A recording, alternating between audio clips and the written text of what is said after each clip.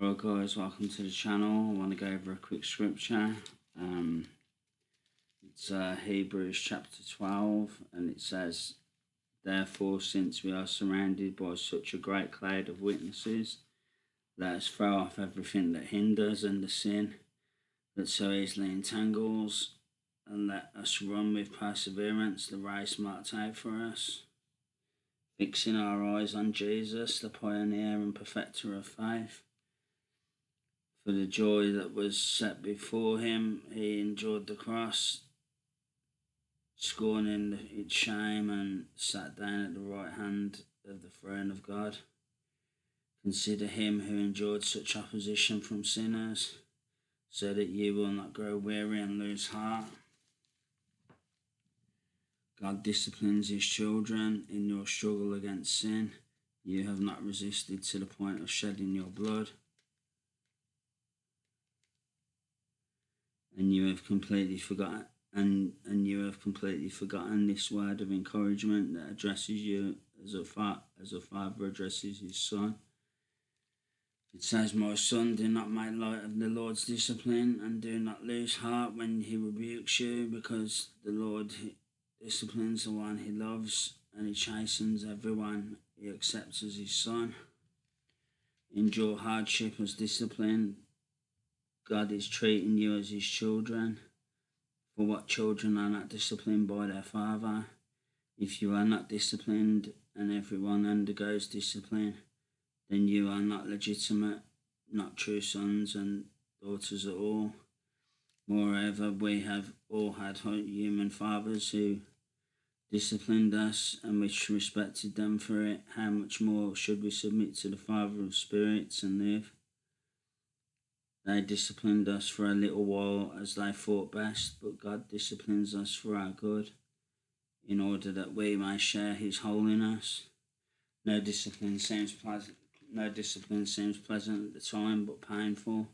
Later on, however, it produces a harvest of righteousness and peace for those who have been trained by it.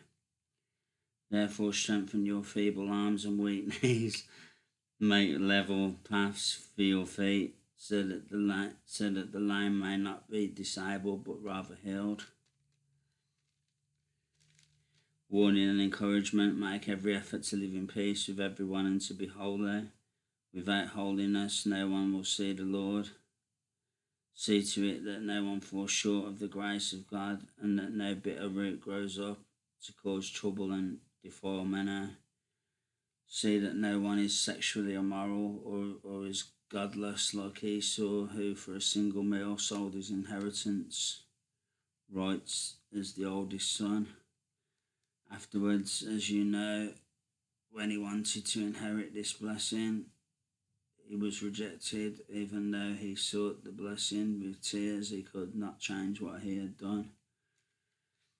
The mountain of fear and the mountain of joy, you have not come to a mountain that can be touched and that is burning with fire, to darkness, gloom and storm, to a trumpet blast, or to such a voice speaking words that those who hear it beg that no further would be spoken to them, because they could not hear what was commanded. If even an animal touches the mountain, it must be stoned to death." The sight was so terrifying that Moses said, "I trembled with fear." But you have come to Mount Zion, to the city of the living God, the heavenly Jerusalem. You have come to thousands upon thousands of angels in joyful assembly, to the church of the firstborn, whose names are written in heaven. You have come to God, the judge of all, to the spirits of the righteous made perfect, to Jesus, the mediator of a new covenant, and to the sprinkled blood that speaks a better word than the blood of Abel. See to it that you do not refuse him who speaks. If they did not escape when they refused him who warned them on earth,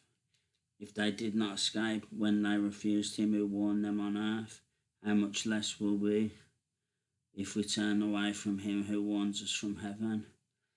At that time his voice shook the earth, but now he has promised. Once more I will shake not only the earth, but also the heavens.